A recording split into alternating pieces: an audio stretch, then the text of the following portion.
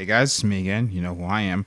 Today, I'm here to give you a walkthrough of Warframe. This has been asking me repeatedly to do a walkthrough, so people who are like low mastery and like, how do I do this? How do I do that? Well, I'm basically gonna show you how to walk through the game like pretty quickly, and basically get up to a point where you're like sort of where everyone else is at, where like you just trade, you farm primes, and you know how the game generally works. All right. So let's get started. Now first we're going to go through the intro cutscene. Alright, so this is where you would generally choose your Warframe. Now, all the Warframes have 4 abilities. They all have a passive ability, and they have varying stats. So Excalibur is generally recommended for general new players to play because he has an extremely high damage output, and he has a decent health pool. And his first ability is called Slash Dash. You know, you dash to an enemy and you bounce around if you're bounce around between enemies if they're within the range of the ability.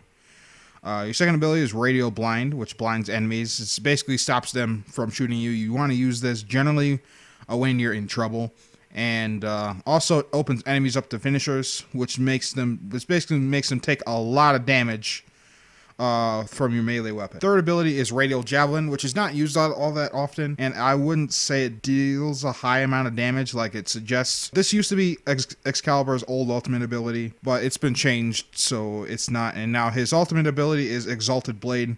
You basically summon a sword, and it shoots like waves, similar to the Nobid Surakage from Shadow Warrior, something similar to that. Generally, go him, or you go with Volt. Volt has Shock, which is basically a chain lightning ability.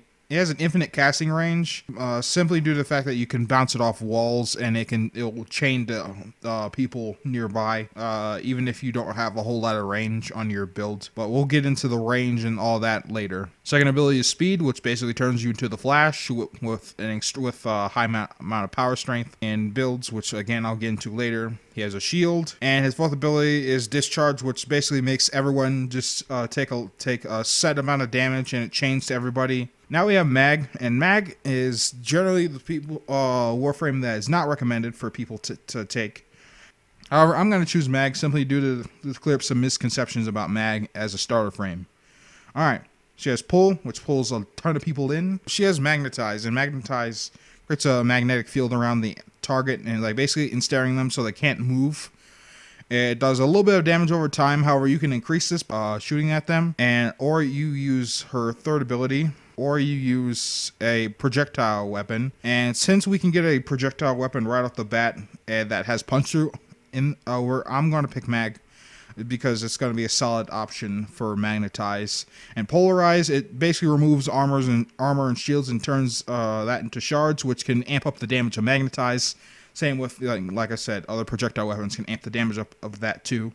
And if you use the element Radiation, you can also basically make it so that all the other enemies around them can just start shooting at the target as well, and basically making that damage even bigger and bigger.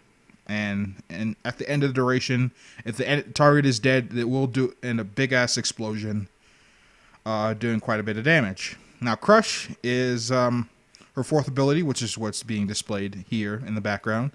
It basically lifts enemies up, and it basically like crushes their bones. However, it doesn't do a whole lot of damage, and it's kind of terrible. I'm going to pick Mag just to clear up some misconceptions as her being a starter Warframe. Alright, from here you complete the tutorial and follow the instructions. Alright, so from here you learn the things about the game, learn the controls, and now you get to select a melee weapon here. Now, most people will suggest you take the Staff because it has a high status chance, and it's gonna be a solid weapon all around. However, if you take the Skana, which is the sword here, you'll be able to pick up an augment later on in the game that doubles its damage and makes it do 1,000 corrosive damage in AoE. Now here you can choose the kunai, which is the throwing knives. Basically, you know what kunai are. Or you could also choose the Lado. Now here I'm going to choose the Lado specifically because the Corpus enemies, which have shields, I'm not going to take a penalty to their shields, as since this does puncture damage, and that has a penalty to shields, I'm basically gonna not be at a disadvantage here when I fight them, because they're the problem. They're gonna be a problem early on in the game. As far as, you know, taking them out until we get our mods and stuff like that. Alright, so here we have another choice here where you get to choose your starting primary weapon. Now here, you can choose the Bratton, which is the rifle, a solid assault rifle, and later on, if you get the Bratton Prime, which is the much better variant of it, it's a pretty solid weapon overall. However, since I'm mag, I'm going to choose the Paris here, because not only is it silent, and it's really good for stealth, so it's not going to alert enemies when I shoot. It's also going to be good for my second ability, Magnetize.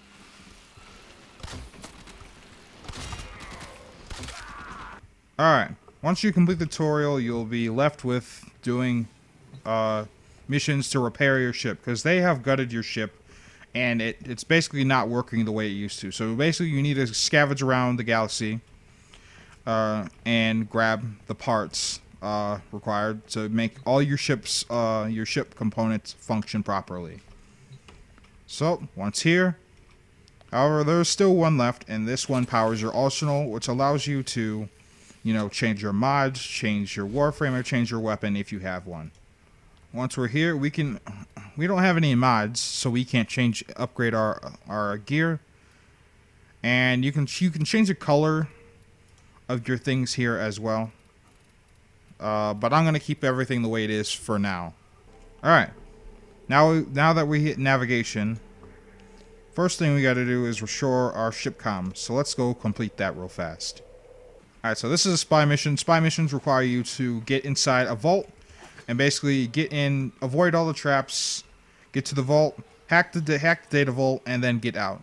Basically, stealth is your ally here in this. So you're going to want to keep that in mind. However, you don't have to be crouching everywhere. However, you do want to make sure that the enemies don't follow you in, because they can also come in and set off the alarm as well. Alright, let's go. There will also be resources scattered around the world that you can break and collect. However, since this is a quest mission, we can also gain Argon Crystals here. And Argon Crystals are a special resource that they do degrade over time. So over 24 hours, if you don't use them, they just go away in your inventory. So keep that in mind. Basically, if you trip one of these alarms, what's going to happen is there's going to be a countdown to the vault. And if the countdown completes, the data is gone, and you in some cases you fail the mission, or you just lose that data for that vault. And basically you don't want the enemy to destroy the data that you're trying to go after. Now in spy missions, there's often secret ways to get in, like for instance this gate up here. Just climb up here, and the vault's down below. However, you can also unlock the door and do it that way as well. But I'm going to do it this way. You're inside the vault. You got to go hack the vault to get its information. And mission complete. We're done here. And most spy missions, there are 3 vaults instead of 1. So be aware of that. Alright, once you have completed that mission, you'll receive your comm segment, as well as any resources you might have picked up. And you will receive 3 damage mines. Now these are needed to basically this is your damage. This is leveling up your weapons does not increase your damage of the weapon, but increasing these mods will that's how you basically increase your damage of any weapon or any item in the game right now. Now after the tutorial, we will be able to get unbroken versions of these mods. However, keep the broken versions for now because they are very, very low cost. They don't cost a whole lot to rank up, so keep them for now. And the main versions of some of these mods are rank 10, like Hornet Strike and Serration are rank 10 mods that require over 20,000 endo to fully max out. So keep these for now. Alright, so once you have installed your comms module, you will have access to the market. And you will have access to other things. You'll be able to see the new things. You'll be able to sort by categories, and you'll be able to check out like skins, bandanas, stuff like that. 50 platinum to boot, and you have 10,000 credits to start with, which is fine. Now, the starter platinum and all promotional platinum, like platinum earned via their Warframe live stream giveaways and other contests hosted by Warframe are not tradable.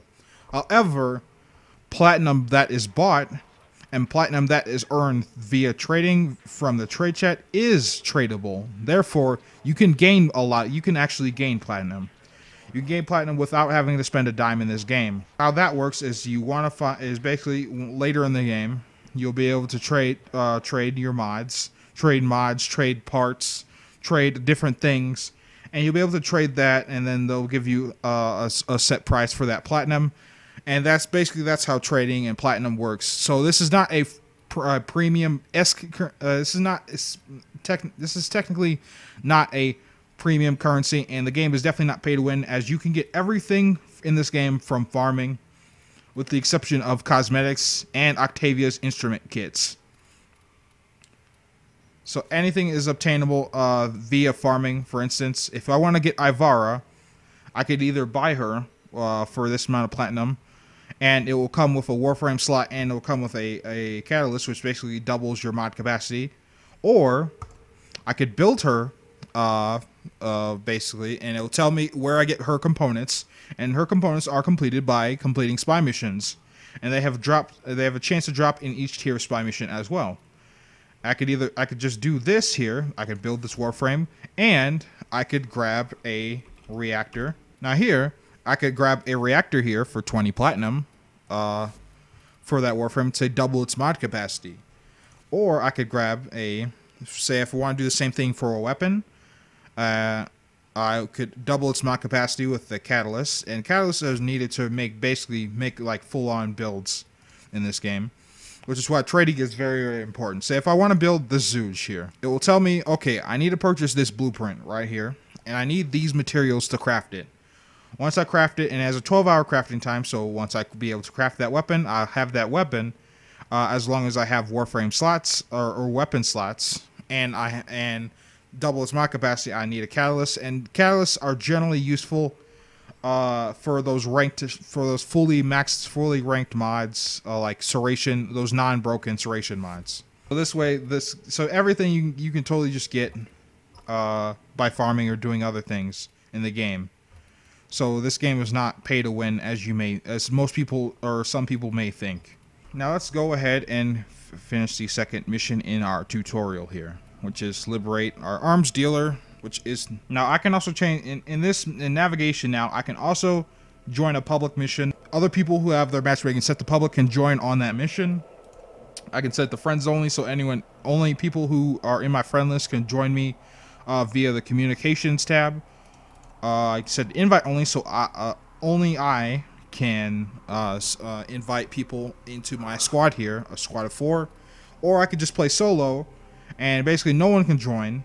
However, this also enables the ability to pause the game, which is nice. However, in most missions, you probably won't have the strength to do it alone, so you'll probably want to set that on public. All right, so this is a rescue mission, and similar to a spy mission, you need to break in, and you need to rescue a target, and you can either be quiet about it. So if the wardens see you, they have the ability to trigger the alarms. And once the alarms have been triggered, the mission goes into an execution phase, where they gas your rescue target, and basically when the timer runs out, that target dies and you fail the mission. And basically you have to try again. So we don't want the wardens to see you, or what we can do is just kill all the wardens so they don't have the ability to trigger the alarms. Now this area is heavily fortified, as you can see. Guard there, guard there, guard there, and there will be wardens, which have very, very high armor on the inside of this. So you probably want to complete this as sneakily as possible. However, there are shortcuts in little secret areas that you can make this much, much easier, like this fan here that's having trouble spinning. Just kill him.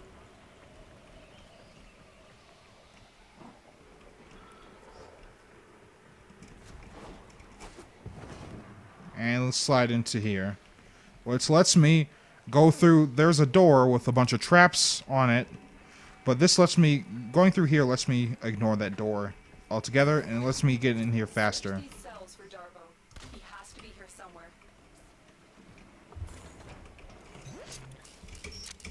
Now just hack into the door to hack it open. Alright, so in this part, you have your target and they follow you. However, this is not as hard as it may seem, because getting them out alive is pretty easy. However, the easiest way to complete a rescue mission is just to book it to the end. Go there as fast as you possibly can. And because whether they're alive, as long as they're alive when you hit extraction, you beat the mission. They do not have to touch extraction themselves. So basically, as long as you hit extraction and they are alive, that will trigger mission success. However, also, if they're bleeding out and you hit extraction, you will succeed the mission. However, if you let him go down, basically, and if the timer runs out on his life and you don't revive him, then you will fail the mission.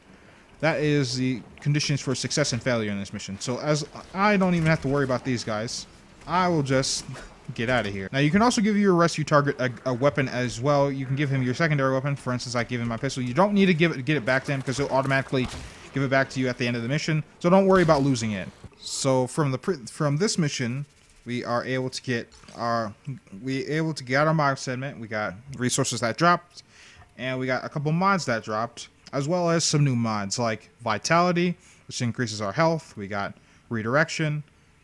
We got Organ Chatter, which dropped from enemy. We got Stretch, which increases all of our powers range. Anyone that's affected. We got Damage Intensifying. We got Continuity. Now let me show you how those work. So here is our mod segment. Install this. Alright, so from here we can then install those said mods. Right now they're at its lowest rank, which is this.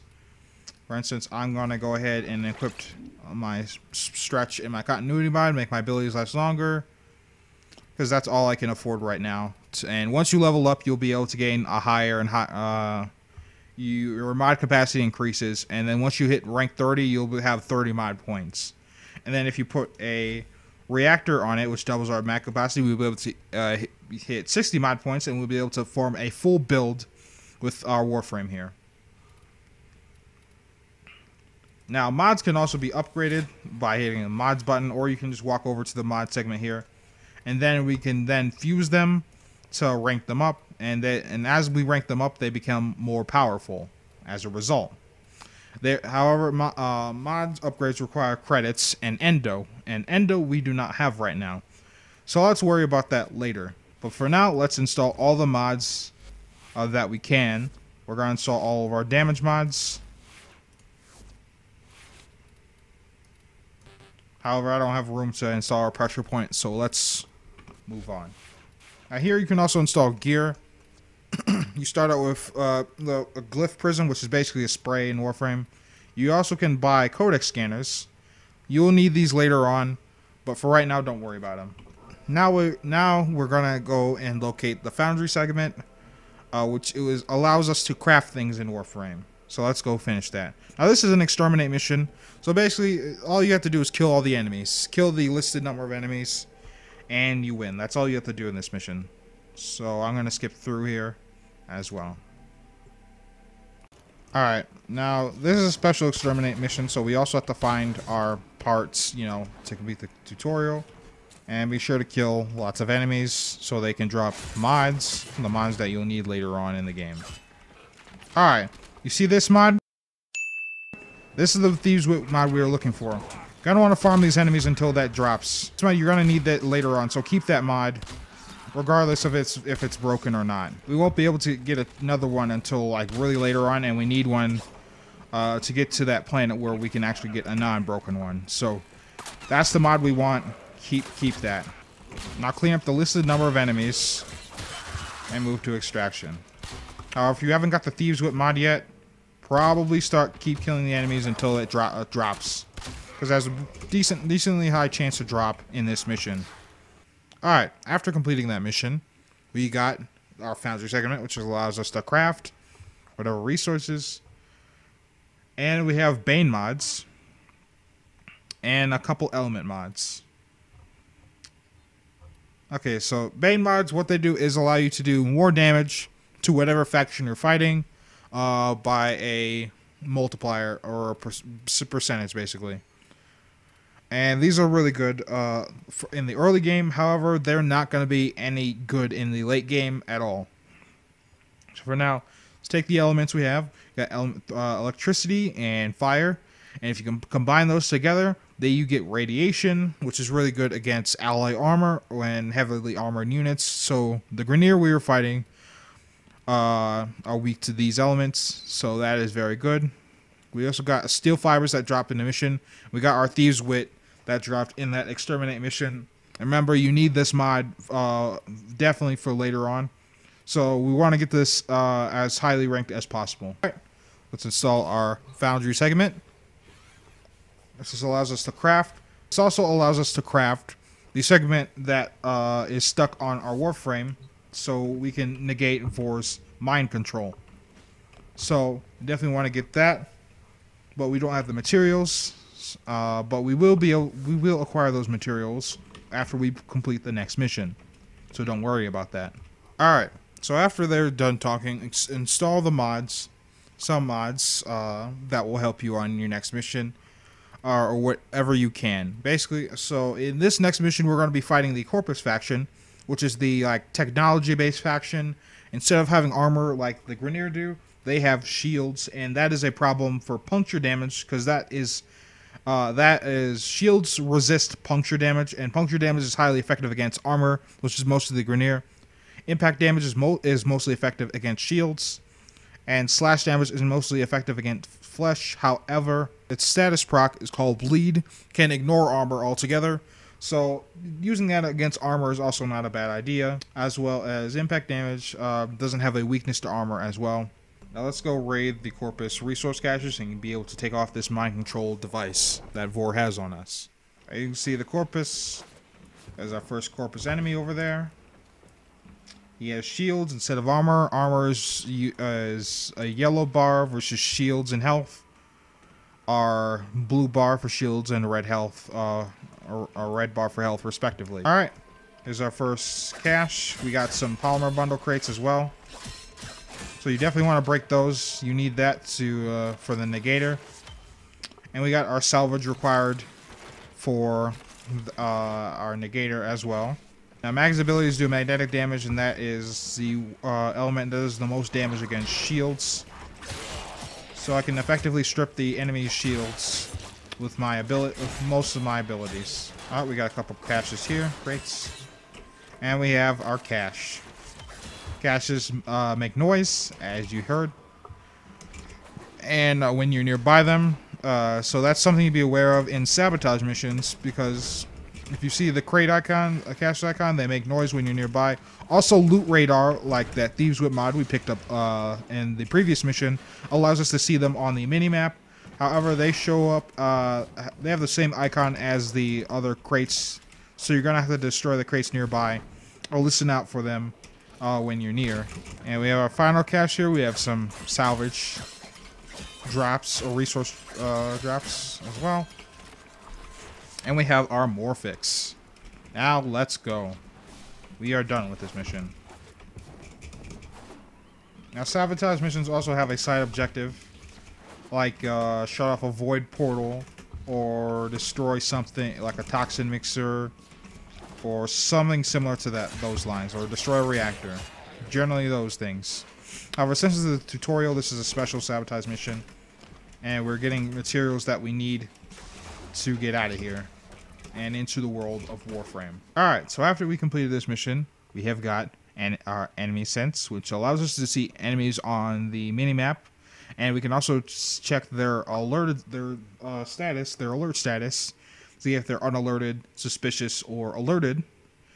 We have flow, which allows us to increase our maximum power capacity, so we can use powers more if we have more, and collect more energy orbs. Equilibrium allows us to pick up health orbs to gain energy and pick up Basically, pick up health orbs and gain a tiny bit of energy. And if you pick up energy orbs, you get a tiny bit of health as well as that energy. However, this is something I generally don't use, as well as ammo maximum mods, which you also generally won't use as well. We got a decent amount of materials from those caches. And now we can build the negator. Now this won't take very long. However, other items will take up to like 12 or 24 hours. But within that time, don't worry about that long wait time, because you'll generally need to be doing other things in this game. So you'll generally have... Alright, now we craft our negator. All we gotta do is take our stuff off. And we are free of Vor's control. Alright. So now in this next mission, we must obtain the nav segment, which allows us to get to where Vor is, go to Mercury, and basically take him out. Alright. Once we collect our nav segment, we can either have the choice here to extract, or we can save a colony ship or whatever from being destroyed. Now, this choice doesn't influence anything in the game, so don't worry about it. So the choice here doesn't matter. But for here, I'm going to save the colony ship. And from the previous mission, we have received some endo, which allows us to upgrade those mods that we talked about earlier. And we have the Galleon nav coordinates, so we can now officially assassinate Captain Vor. Now, at this time, you can upgrade your mods. You can go do other missions to level up and to be better prepared. And you also have access to the Codex now, which allows you to take the advanced movement tutorial, which everyone should take. You should take this to learn how the parkour system works, so you don't have to go sprinting everywhere and do flips and bounce off walls and stuff like that. Everyone needs to learn this, and I feel like you need to do that too. You could read the tutorial, but through that way, or you can just go through and experience it for yourself, which is what everyone new to this game should do. Master rank is this blue bar right here, and that is gained through leveling up weapons. So basically you're supposed to get basically all the stuff. However, you don't have to keep all those things. You can just level them to 30 and toss it away if, say, you don't like that weapon. You can just go into your inventory and go to weapons and sell that weapon, or Warframe or whatever. But I don't suggest you do that at the beginning, because you need these. Rank them to 30, or just level them up. And once they hit 30, then they can't get any more mastery. But they are, able to use a ton of mods. So keep that in mind. Now, at the endo we just recently got, we want to go over here and select our Thieves Wit mod, which is the mod I've been talking about that you need. We're going to rank this up with the endo we got from previous missions. And we want to apply fusion, which makes it its full power, basically. You can only do this as long as you have endo and credits. So, say here, if I don't have enough endo to complete this rank, so I can't apply that fusion. So I have to go back a rank if I wanted to rank up equilibrium. Now, with your starting platinum, what you can do is buy a reactor, and that will allow me to put more mods on a frame like mag. So all I have to do that is, I have currently 5 right now, 5 mod points. Now, to install my reactor, I go to actions and then upgrade, and that will double my mod points, my total mod points. So once I hit rank 30, I will have 60 mod points instead of the usual 30. And that is generally something you want for most or all builds that you run. Alright. Now that I have mods, decent build I have. Decent upgrades on my Warframe here. We're going to go out and confront Vor. Now assassination missions are boss fights in the game. So basically, you go to a location, and then you fight a boss, and the boss has a bunch of different mechanics depending on that said boss. Now Vor has 3 different phases, but he doesn't change his attacks in any way. So this is fine. All right, and basically this is where after that cutscene, you can skip the cutscene by pressing space. You can fight the boss. Now Vor has quite a bit of health here and shields. However, I can use my abilities against him to help me out. Alright, now in this phase, he's going to go and recover his health, and he's going to summon a bunch of mobs to help him out while he recovers his health. And then you gotta basically rinse and repeat until he dies. However, he has a couple attacks, like the attack where he throws void keys at you. That does a lot of damage, so you definitely want to stay out of the range of that. That does quite a bit of damage, actually. Alright. Now that he is dead, we extract, and the mission is completed.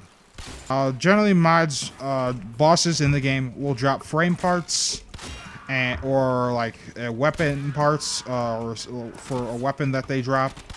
Vor is the only boss in the game that does not drop Warframe parts, so don't worry about that right now. He does drop weapon parts, however, for the Seer and the Cronus blueprint that you will pick up. However, you can craft the Cronus if you want. However, since we picked the Skana, we can use the Skana augment that lets us double our damage later on in the game. So we're going to keep the Skana for now. Alright, after you defeat Vor, the tutorial known as Vor's Prize is now complete. So you have successfully beaten the tutorial. This is the part of the game where everyone gets confused and doesn't know what to do. And basically in this part of the mission, what you want to do is unlock junctions. Junctions will unlock that next planet. And then you do a bunch of things and then do certain tasks to unlock that next planet. The next planet is Venus, and we have all the requirements for the junction complete. So now all we have to do is go to this junction and defeat a mini-boss. Now the mini-boss is generally whatever frame drops from the boss of that next planet, basically. So for instance, we're going to Venus and the boss is Raptor, and Raptor drops Rhino parts. So naturally, Rhino is going to be the boss here. And after completing that, you will get a bunch of different rewards, like that Fierce Blueprint, which we'll also be able to get an augment for. We get mods, and we also get Taxon, our Sentinel, and a bunch of other things. Alright. Now Rhino has a bunch of different other abilities that he'll use against you, like Iron Skin, which makes him immune to damage until the Iron Skin is been depleted. Now I'm going to use Magnetize and destroy him. And we have beaten the Rhino Spectre. Now we can connect the junctions from Earth to Venus, and we can now access Venus and complete the various missions to get to the boss. Alright, after completing that, we have gotten our rewards. We've gotten our Taxon Blueprint. We got our Fierce Blueprint, which also has a really, really nice augment that is also given to you by the same faction as the Skana augment that we get. Now, what the Fierce augment does is it basically gives the gun lifesteal. So basically, from range, you can heal yourself with this gun, which is very, very nice. Now, we also gotten a couple of elements. We've gotten Cold, which is basically strong against shields, and we got Stormbringer, which is strong against Ferrite armor, which is basically trash mobs in the Grenier. However, if you combine these two, we get magnetic damage, what it does is it depletes shields very, very fast, and it has the highest bonus damage against shields. And it's generally only resisted by alloy armor, so magnetic has some nice resistance stats. Now we have access to Venus, and we have to do the said challenges to get the Mercury, and then back to Mars. So now from here, I need to go complete these missions in these mission types to get to the boss, and the boss is here on Foza. So we have to basically beat our way through the star chart to get to the boss. Then we're able to unlock the junction, and then we need to do those tasks for the junction. However, we can do those tasks while we are basically making our way to the boss. So that is all good and dandy there. And basically that's all you need to do to get through the star chart. And basically the more junctions you unlock quests. And basically here you want to get your Warframe and items to level 30 by doing those missions and stuff like that. Now you can ask for help via the recruiting chat, which is right here, which people are looking for groups and stuff like that, which like LF means looking for, and then something something something. How hosting means that that person is like basically they're gonna be inviting people who want to do that certain event, and that's how recruiting chat works. Now we have our mastery rank up test, which we now qualify for. And all you have to do for the mastery tests are you do a challenge, and you basically, if you complete that challenge successfully, you rank up. However, if you fail that challenge, you have to wait a whole 24 hours to then qualify for this test again. Don't worry, you don't lose a mastery point for failing.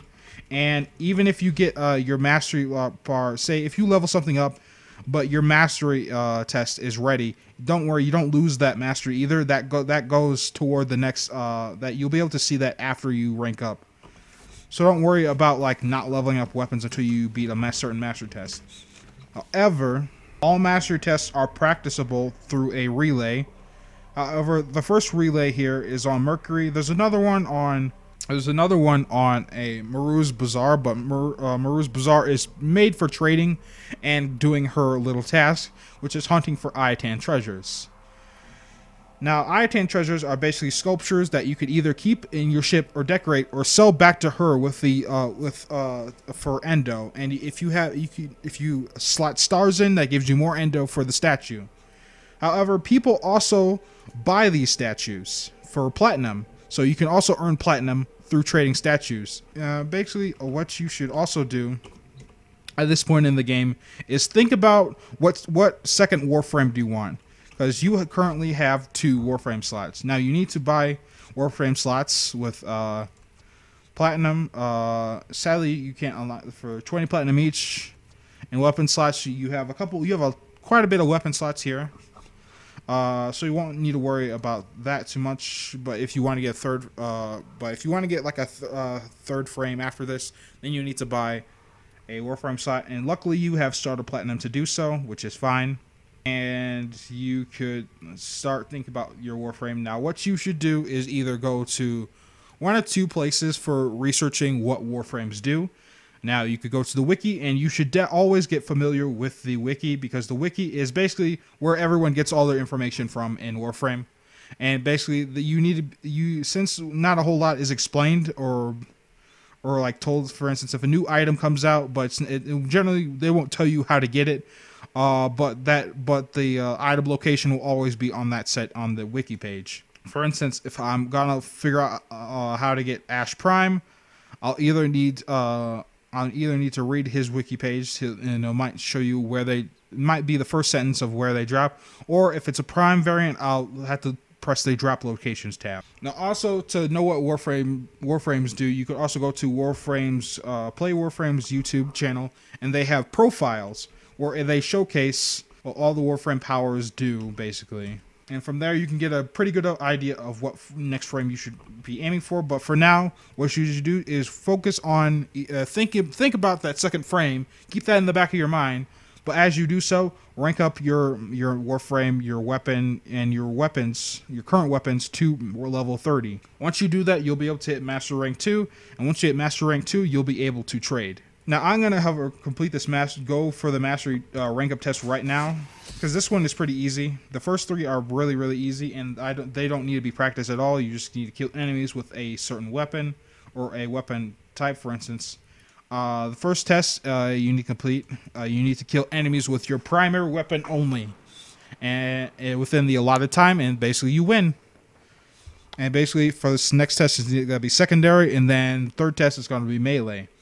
And then after that, then it's probably a good idea to practice with those mastery tests after that, so they're not a surprise to you. Challenge is over, and you have ranked up your mastery. Now, mastery allows you to access more standing, more capacity, like a little minimum mod capacity.